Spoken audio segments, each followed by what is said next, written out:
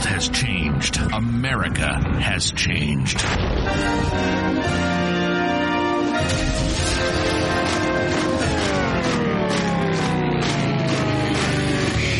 If something were to happen tomorrow, how self-sufficient would you be? Could you grow your own food? Could you sustain your own livestock? Could you survive? This is the WeGrowOurs show with Nick and Don. Nick and Don talk about everything from politics to planting. They cover techniques, methods, and tips on how to not only survive, but thrive. Visit the website at WeGrowOurs.com. Lock and load. This is the WeGrowOurs show. Get your grow on. Welcome back to the WeGrowOurs show. Happy 2015. Happy 2015, y'all. Just kidding. It's still 2014 when we're recording. Well, yeah, but nobody knows that. It's a little bit of podcast magic, man. We record it ahead of time and release it later. So as many of you know, we've taken the month of December off to spend time with our families and get back on track. Yeah. Got to recharge the batteries. Yeah. All of this magical, entertaining value needs to get a little bit of a break, you know. So we are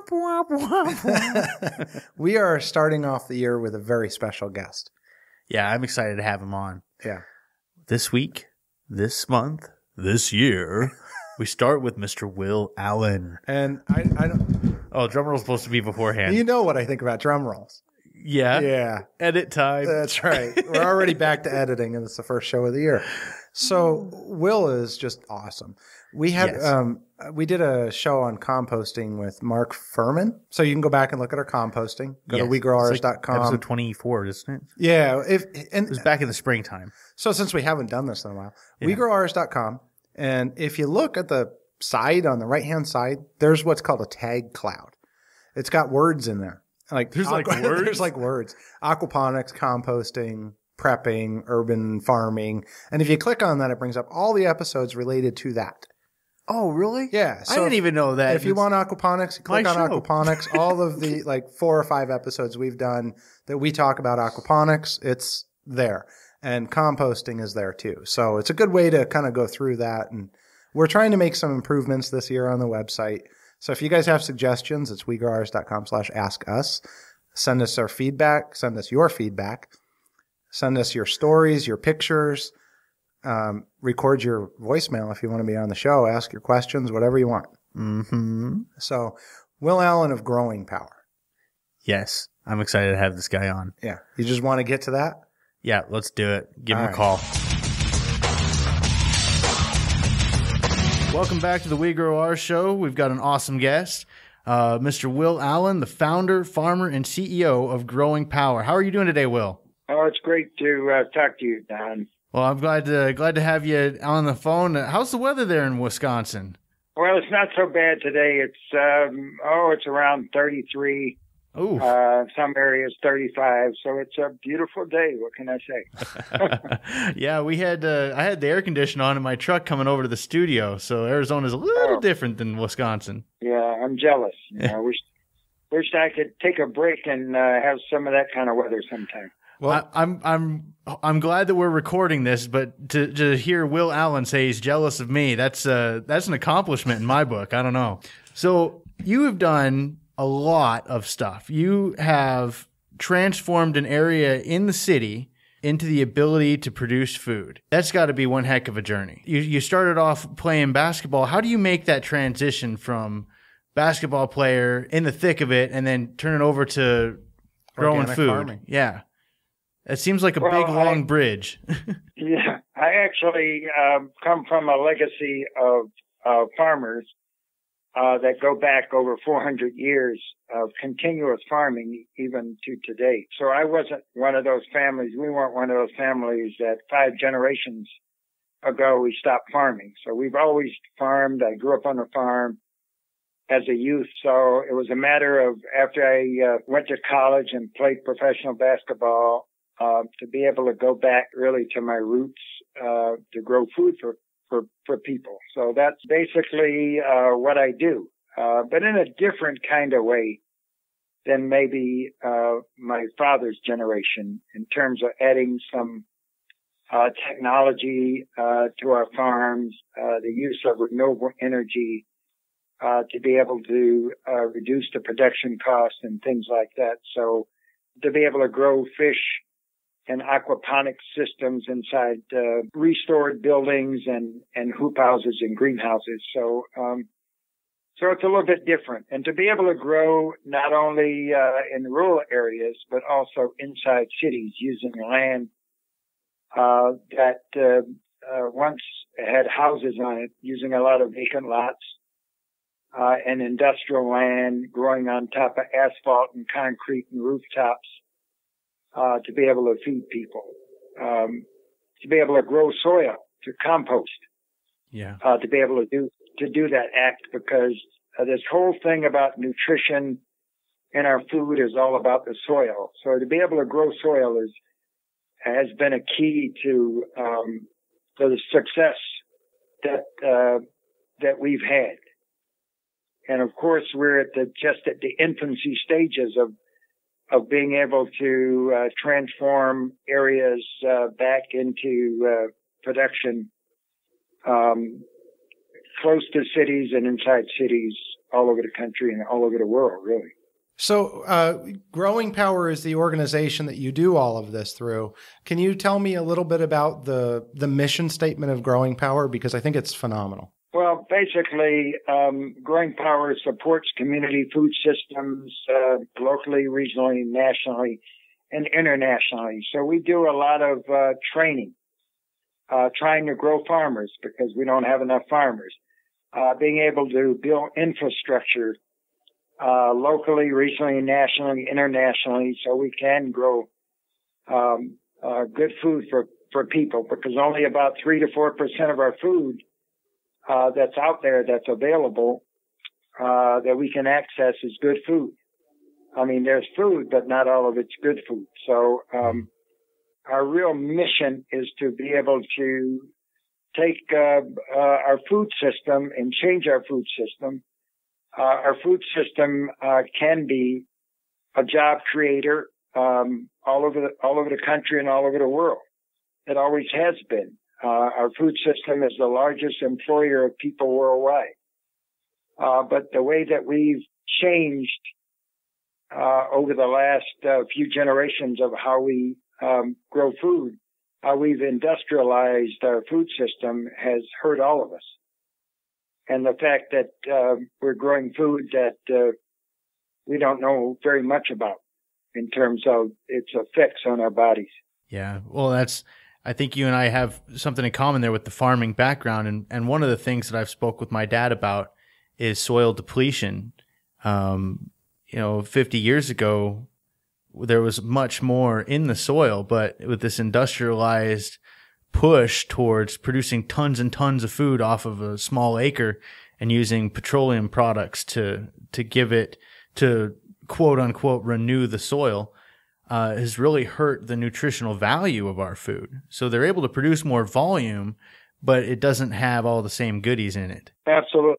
Yeah. And that's something that we're all about. Last year we collected 40 million pounds of food waste, nitrogen waste, and carbon waste to grow thousands of yards of compost to be able to grow the good food that we grow. Without our composting operation, we wouldn't be able to do this. So again, it's all about the soil when it comes to our good food. So we actually had a guest on a while ago, one of our other episodes, talking about just that composting, who had gone to your training. And, it's phenomenal what you're doing, but you're actually taking this composting operation and you're not only revitalizing soil. I mean, you're doing it in the cities in small lots, and then you're combining all of this other technology, like you mentioned, aquaponics. What other technologies are you combining, and how have you made the system fit together? Well, when it comes to aquaponics, of course, there's a symbiotic relationship between the fish and the plants. The plants remediate the waste that the fish give off, and that's what keeps the fish alive and also grows the plants. But I'm a soil person. So, we have a soil-based aquaponic system. A lot of aquaponic systems are not soil-based. In other words, they grow, plants directly in the water. Where in our systems, we put compost in pots and we grow, the food in the soil. But we get this wicking mechanism that happens where the water, fish water wicks up into the root system of the plant. So you get the best of both worlds. Ah, I love that. You get all the micronutrients that you get and all the microorganisms and all that, in the soil, but you also get, that nitrogen that the fish give off because, there's a transformation that takes place when fish give off their waste. It transfers from ammonia to nitrate to nitrite, and we have to get that out of the water, and the plants actually do that work for us. So you get two products in the same system, and this has become a very popular way to grow plants. And at the end point of a year later, you get this tremendous amount of protein from the fish that are in the water. And everybody's happy. We've got full bellies, the water's clean, and the plants are eaten, and the fish are happy with their clean water. Well, everybody's happy except for the fish that we're eating. They tend to not be so happy right there at the end, but but they are delicious. Yeah, the important part of this whole thing is about, we want to grow clean food. We want to grow fish that don't have the mercury that many of our fish have in lakes and streams and the ocean, because every city I go to, because the two things that my father really stressed when I was growing up, and he taught us how to grow food and how to fish. So, as I go around the country, I always ask when I see a river, and most cities are either near a lake or a river or, the Great Lakes or the ocean or something. And I always ask, about the water conditions.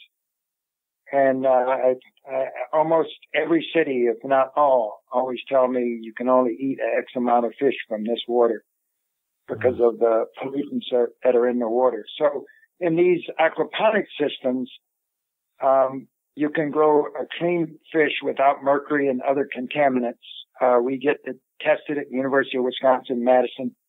We send out tissue samples of our fish, and we've never had any problems with contaminants in our fish. So, and these are natural systems that we've created, so they're a little bit different than many of the aquaponics and aquaculture systems.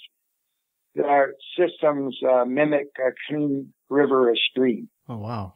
Yeah, I want to definitely learn more about this. I've been doing aquaponics for about 10 years now, and I've got an aquaponics business, and I've been looking more and more into how to make it more natural, how to incorporate that natural ecosystem in it, and I love what you're doing with that. So keep on going with it.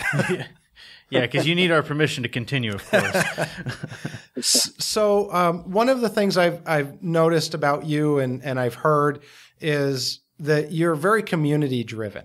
So with Growing Power and in Wisconsin there, do you need help? Are you looking for community? And are you expanding beyond your own community to do anything where somebody in Arizona might be able to help you out? Yeah, we're in our 22nd year. So we grow about 300 acres of outside production, about 25 acres of greenhouse production in Milwaukee, Chicago, and Madison, Wisconsin, where our farms.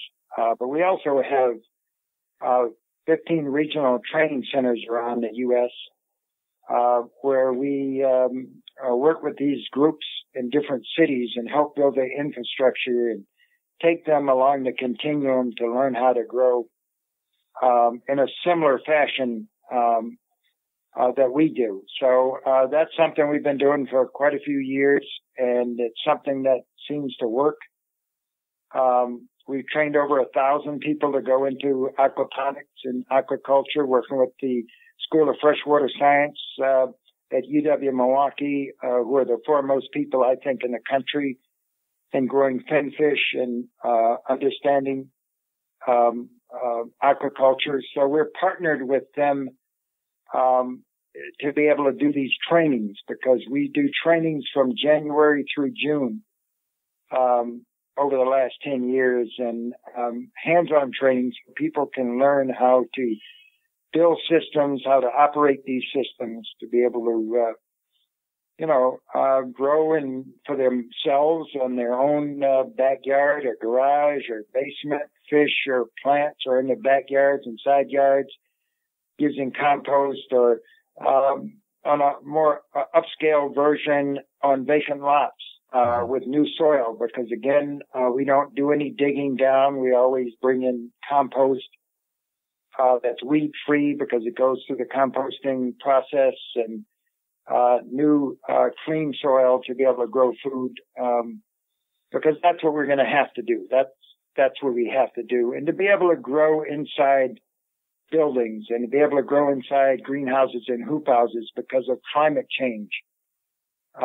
We can't predict when we're going to have a major cold front that comes in, or a late spring like we had here in Wisconsin this year, where many of the outside crops were late and some of them didn't make it or couldn't get planted. So we have to be aware of all of these conditions and embrace all of these conditions, and try to figure out ways to be able to grow more food than we've ever grown before, because again, we don't have that much good food. So as we look down into the future, in 40 years, supposedly we're going to have 3.1 billion more people to feed. And if we can't feed the people we have around the world now, how are we going to feed 3.1 billion more people? So that's the big elephant in the room, if you want to call it that. How do we do that when the majority of our population worldwide is going to be living in cities or just outside of cities? So we're working on vertical farms and other things that need to be researched and tested to prepare for the future, to prepare for this next, 5, 10, 20, 30, 40 years down the line. Well, that's definitely a problem we're going to be facing. One of the solutions, I'll put my own little plug in here. I raise rabbits.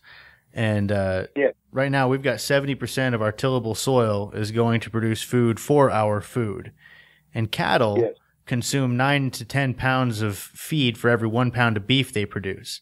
You give me 9 to 10 pounds of feed, I can do 6 pounds of rabbit off of that. So rabbit is a much more efficient animal for, feeding people. But then again, I do like my T-bone steak. So, that's a hard, I'm a cattleman from Southwest Wisconsin by birth, but then I moved into a suburb. And so now I'm raising rabbits because they wouldn't let me have Angus and Holsteins in my backyard. Now, Nick talks about the efficiency of rabbits. And one of the things that him and I have been able to do together is work on systems and integration of small livestock, meaning rabbits and quail, along with aquaponics and organic farming that you can do in the homeowners association area to increase the amount of food that you're growing for yourselves. One of the keys that we found is the black soldier fly. Have you had any experience with the black soldier fly where you are? Yeah, I have 2 hoop houses where I grow black soldier fly larvae for use with our chickens and our fish. I think it's going to be a feed that we'll have to have in the future. There's not really a good natural feed for fish right now. Most of the feed for fish is the use of other fish. Right. Yeah. That's fish meal or soy based. There's not a natural feed, but this black soldier fly larva has great promise. There are a number of folks around the country that are researching, doing research. There's a guy in Ohio. There are several people down south in Florida and other places there using the black soldier fly larva as a fish food, but also a way of breaking down waste. eat tremendous amount of waste. Yeah, And they're gluttonous little pigs. Yeah, they can break it down into casting that's similar to a worm casting that can be used for fertilization as well. So I love that you've integrated all of this. Again, that's kind of what we try to teach people how to do on a small scale.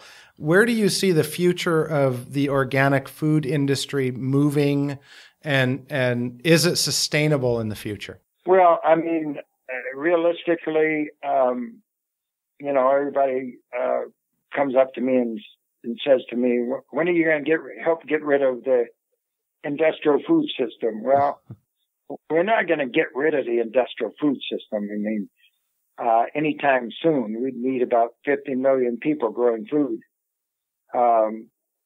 in their backyards and side yards and community gardens and farms and so forth to make a dent in the industrial food system, because we've kind of bought into that, eating a lot of processed foods and so forth.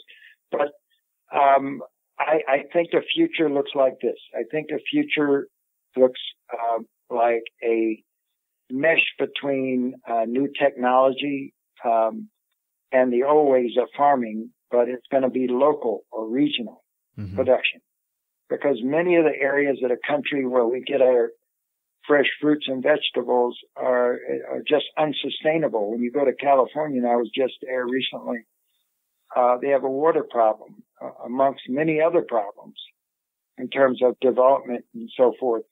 Farmland out there is very, very expensive, and most of that land will probably be development land because of the increased projected population growth. So we're going to have to go back to those days where states like Wisconsin and Iowa and Illinois, where 85% of the food was grown in those states. Today, far less than 15% of the food is grown for our consumption today. So we're going to have to go back to a local food system. That's the only way to end world hunger. We can't just ship food from the U.S. to Africa and Asia and other places, good food to feed people. That hasn't worked. We've tried that. It doesn't work. Right. Even the UN announced in 2010, the only way to end world hunger is to do it on a local level. So we're going to have to put more dollars into sustainable agriculture. USDA has to do that.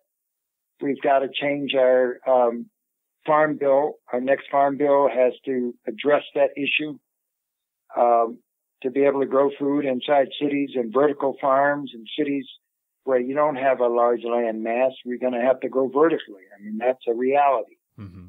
So I think we need to vision ahead and bring in some of the brightest minds that are in college right now, because these kids in college right now want to get involved in the food system, and they will be the ones that I believe will change everything. But we have to pass on to them what we've learned so far, and that wasn't done for many generations. So now we have this opportunity that everybody is kind of hot to trot over, growing local food and eating healthy, and restaurants want locally grown, healthy food. We have this great opportunity, but we have to create more people that want to do it. Well, and I think we're lucky because Nick and I have been doing this for a little over a year now, and we just see more and more people every day that are waking up to the fact that we need to do this locally, and they're becoming more and more interested in how to grow food and teaching their young ones to grow food. So I personally have some high hopes for the future. Yeah, I'm very encouraged because I do, over the last 5 or 6 years, I've probably done hundreds of talks at universities and colleges and youth groups and around the country. And I'm very encouraged. But one of the things that we have to do is get more people actually doing the act of farming. There are a lot of people that like to talk about it and advocate for it, but we have to increase the production. So we gotta create more farms and scale up these farms inside cities and around cities, to be able to, because, the reality is, today most people still shop in a box grocery store, regardless of how many increased CSAs and market basket programs and community gardens and farmers markets. The majority of our population still is shopping in a box grocery store. Well, it's America's no longer afraid of death or public speaking. We're afraid of inconvenience. That's the number one, the subconscious fear. I see that.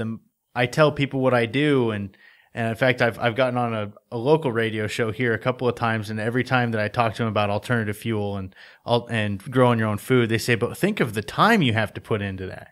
But the reality is, in my backyard, I was spending 20, 30 minutes a night and still producing 1,200 pounds of food a month out of rabbits. But here's a question. So somebody comes up to you and says, "I really want to do what you're doing, but you have this massive thing that you've built that's very intimidating." I would tell them to eat an elephant, you eat one bite at a time.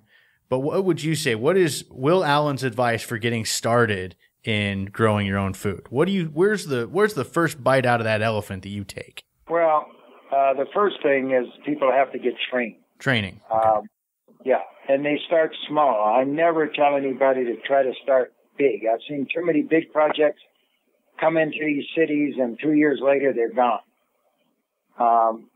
Many of these big projects that come in, they make big promises on hiring a lot of people and so forth, and they get frustrated because the people aren't trained and they're not able to train the folks. And to really farm is an art form. It's a passionate art form. You have to have a passion to do it. It's not about doing it because it looks sexy and you do it for a year or whatever. But you have to be able to sustain what you do. You say that you guys have just started doing it a couple of years. Well, I've been doing it for 50 years. Somehow you have to be able to energize yourself to be able to do this act. You have to somehow find the energy to do that, and that's one of the hardest things to do. That's a question I always get asked. How do you get energized? How do you stay focused on where do you draw your energy from? So that's kind of where I'm at with this. But the bottom line is we have to train folks. We have to grow new farmers. The average age of farmers are over 65 years of age. We have to strengthen our mid-sized farms around the country because those have always been the backbone of getting that good food in our cities. When you go to farmers markets, those farmers aren't coming from the city. Those farmers are coming from the rural areas that are maybe within 100 miles of a major city.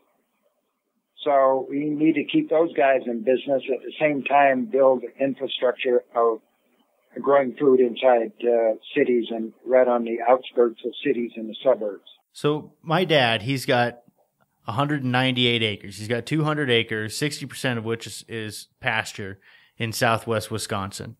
And I share ideas with him, but he's stuck in the old boy paradigm of buy the fertilizer, solid fertilizer, spend 18 gallons of diesel fuel picking your corn per acre, and use the genetically modified foods because that's how you get the volume, that's how you do everything, and that's the cookie cutter way. If I were to get 200 acre spread, 60% pasture, how would what bite out of that elephant would you take first? How would you start converting a conventional farm over to the right way of doing it? Well, first of all, you'd have to look at what kind of experience do you have. Just taking somebody with very little experience and sticking them on a 200-acre farm, that's not going to work.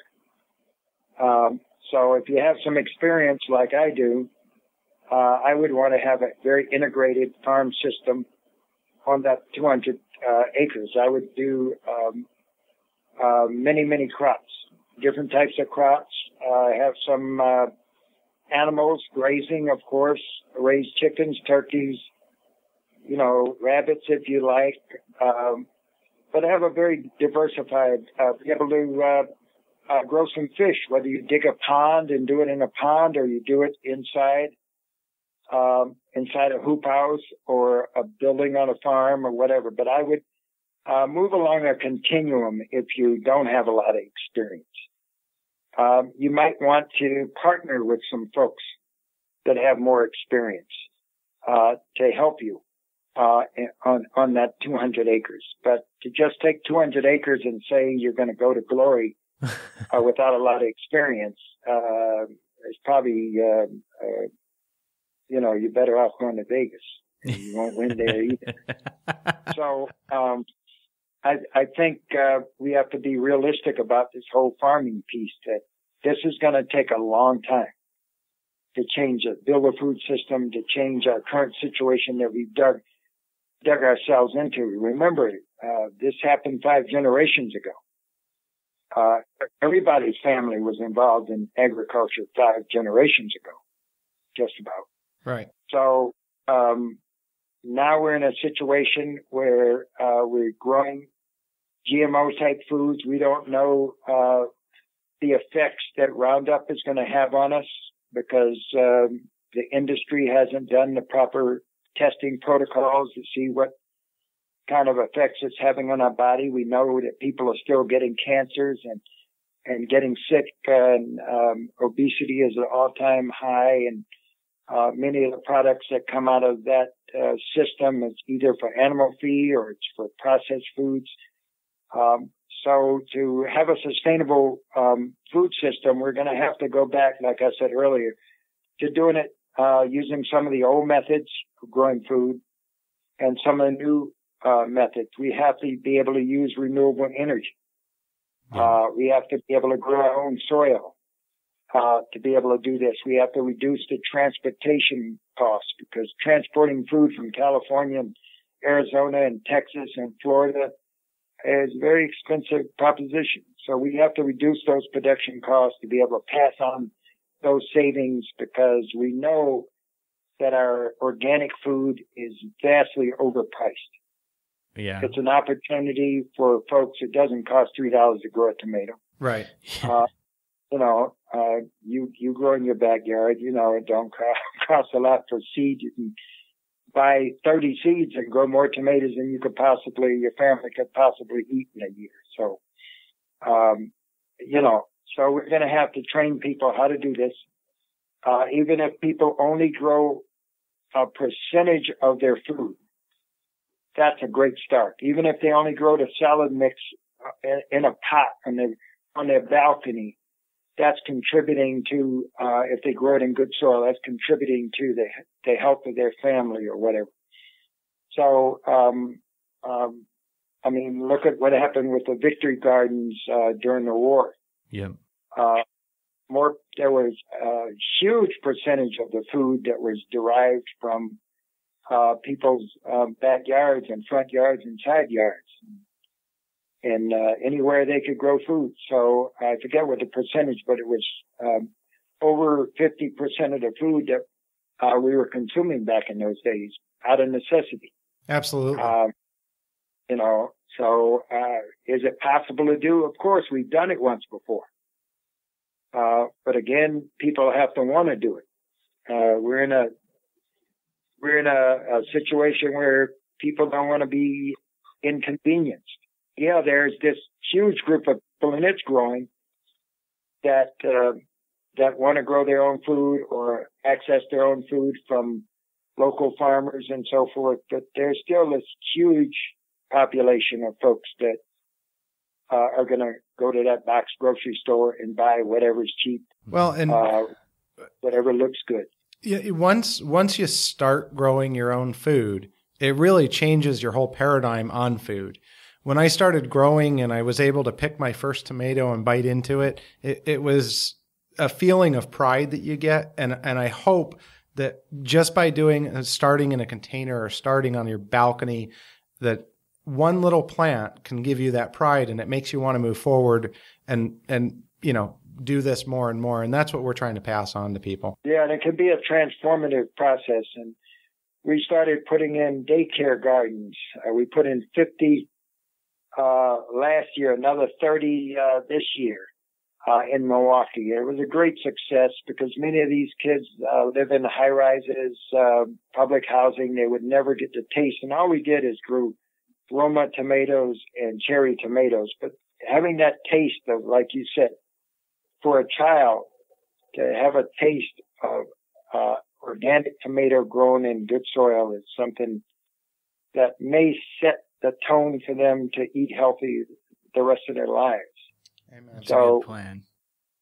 Yeah. Well, I've got one last very important question to ask you before we wrap up here. Where can I get an awesome sweatshirt of a fistful of worms? That is the coolest picture. Okay. Yeah, you can order that. Just give our office a call. We're going to be putting all those. We've got probably 20 different types of T-shirts and sweatshirts. My daughter, who runs our Chicago operation, is also an artist. Oh, good. So she developed that image of the fish and the worms of that sweatshirt. We love that. So thank you so much, Mr. Allen. It has been an honor to have you on the We Grow Ours show, and we really appreciate the time that you've devoted and spent with us. Yeah, it's great to talk to you all, and keep growing that food in your backyards and enjoy it, because it can be, like you said, a transformative lifestyle change for many people if they just try it. Absolutely. Thank you very much. Well, thank you, Will. We look forward to talking to you again. Yes, look forward to that. What will you do when your stored supplies run out? Are you prepared? Hostile Hair provides equipment and education you need to control your own infinite food supply. We have live food storage systems, rabbits, quail, and other urban livestock for any situation and strategy. Don't be limited by what's on the shelves. Get started with an infinite food source today. Get prepped, stay fed with Hostile Hair. Call 480-331-3761 or visit hostlehair.com. Talking about starting off the year with a bang. I was riveted. I think that's the least I've talked in an interview before. I just wanted to hear what he had to say. Yeah, he's been doing this a while. Yeah, I think we can learn something from him. Yep, and I like his view on it because he's been farming for 50 years. Yeah, I haven't been on this planet for 50 years, so the dude knows what he's talking about, and it's really sad to think about. The fact that 5 generations, I was under the impression we were like 3 generations removed, but I guess he's right. It's 5 generations removed from the last farmer in our bloodline. At this point, yeah. At this point. And, we can blame it on the invention of the supermarket and refrigerator. We can blame anything we want. Yeah. But we're all responsible for it. Exactly. We have distanced ourselves. We've become unaccountable in our minds. For where our food is made, what it goes into it. And if you're listening to the show, obviously you've heard this before, but we are responsible for what we eat. It's our duty to make sure that the animals that we're eating were treated with respect. Yeah. We should. I'm not telling everybody to be a vegetarian because I'm over here killing and eating Thumper, but I make sure that he kills out quickly and as painlessly as possible. And that's our duty.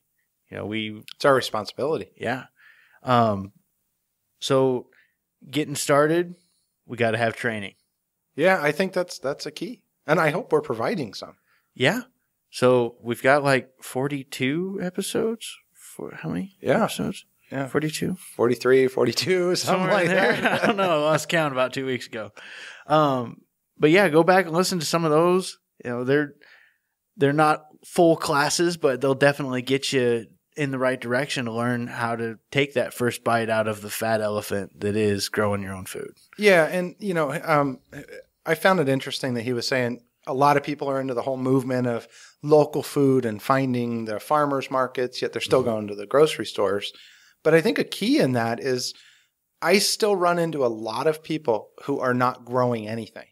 Now, they might be avidly going to the farmers markets and going out and looking at the grocery store and looking for the organic labels and looking for the local labels. And that's great. Everybody should be doing that. I think if you can do 10% of all your food local, you'll make a huge impact nationally with in your local market. It's going to make a big dent in the Monsantos of the world and the Tysons of the world and whatnot.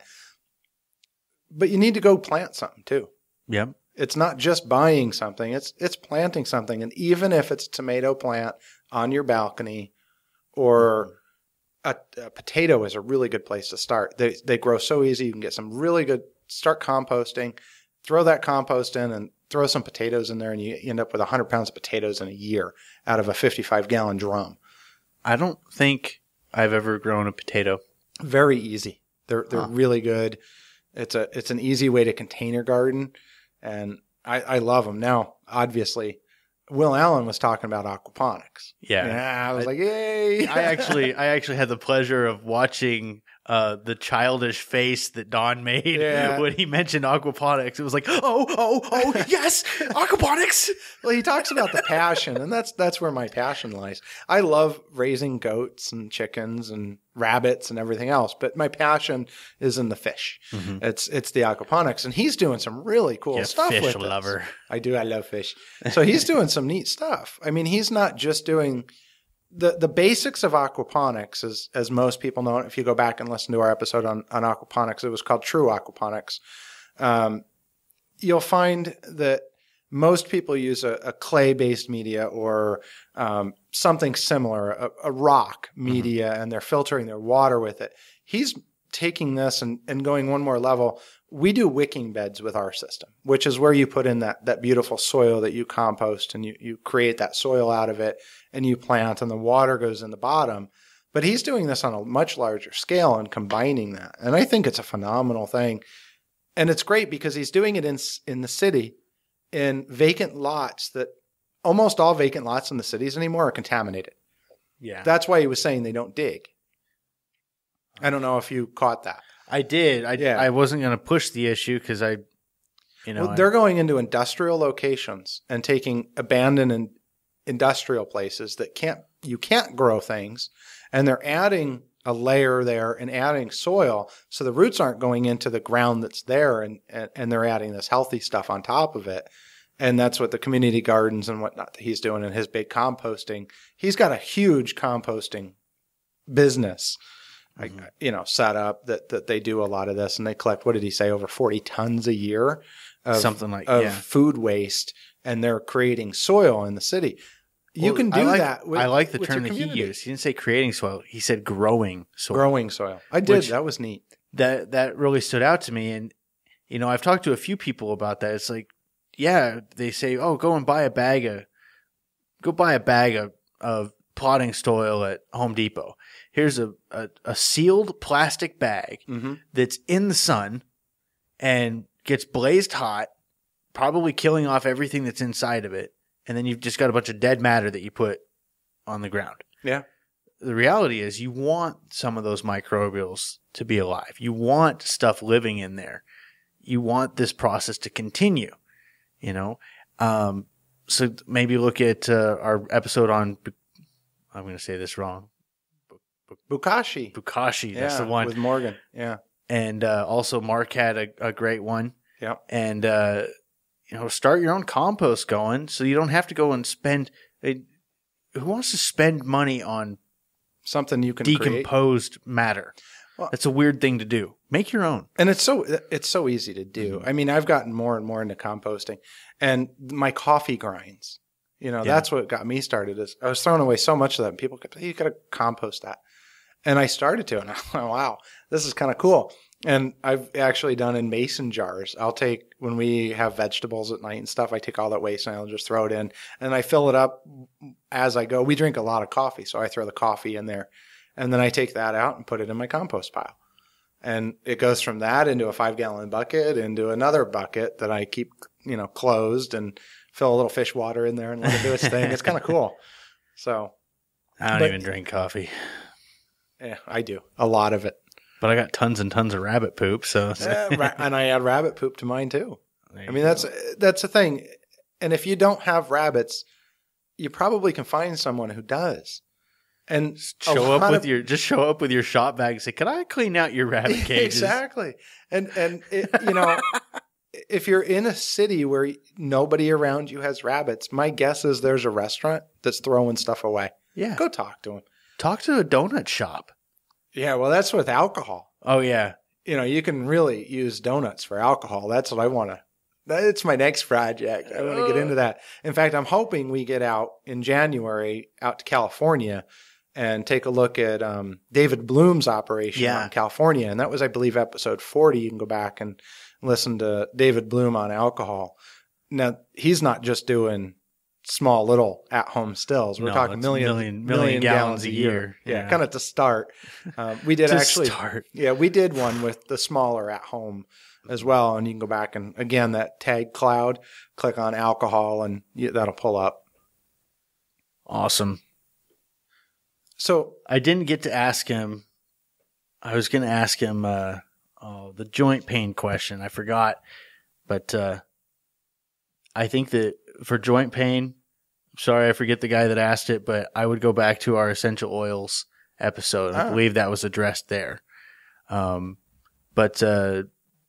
that was kind of random. Sorry, just throw it in there. There's a lot of different foods that help with joint pain and arthritis and things like that. Let food be thy medicine and thy medicine be thy food. Isn't that the saying? Hippocrates. I forget who said it, but Hippocrates. Hippocrates. Did I pronounce it right? I think so. Oh, yeah. Because I just want to say hypocrite when I see his name. But yeah, that's who said it. Yeah. But well, and he was talking about bringing nutritious food back. Yes. And you know, we've depleted the nutrients out of the soil so bad that we need to bring it back, and this is a good way of doing it. So, well, I think that's it for this week. Do you have anything else, Don? No. Welcome back to the WeGrowOurs show. You can find us at WeGrowOurs.com, on Facebook at WeGrowOurs, actually on Twitter at WeGrowOurs, on Facebook at Facebook.com/WeGrowOurs, and pretty much everywhere else. Just Google WeGrowOurs. That's right. We're on iTunes, Stitcher. Did we ever figure out what the name of that It's FM something, and I don't know what it is. But, you know, if you have an Android or an iPhone, you can go subscribe to the show that way. And we'd love it if you automatically downloaded it. And don't forget to support the sponsors. You can go to the webpage at the bottom. You'll see Hostile Hair. You'll see My Lavender Life, or Pure Natural Simple, and EcoPod Garden. So I hope you can visit those websites and help support the podcast if you've enjoyed it. Even if you haven't, help support those sponsors and maybe learn something there as well. Nick, you've got an amazing website, since I put it together, with some really good videos on it about rabbits too. That's right. So a lot of how-tos and what to look for. So yeah, take a look. Cool. Thank you. Thank you all. Have a good one.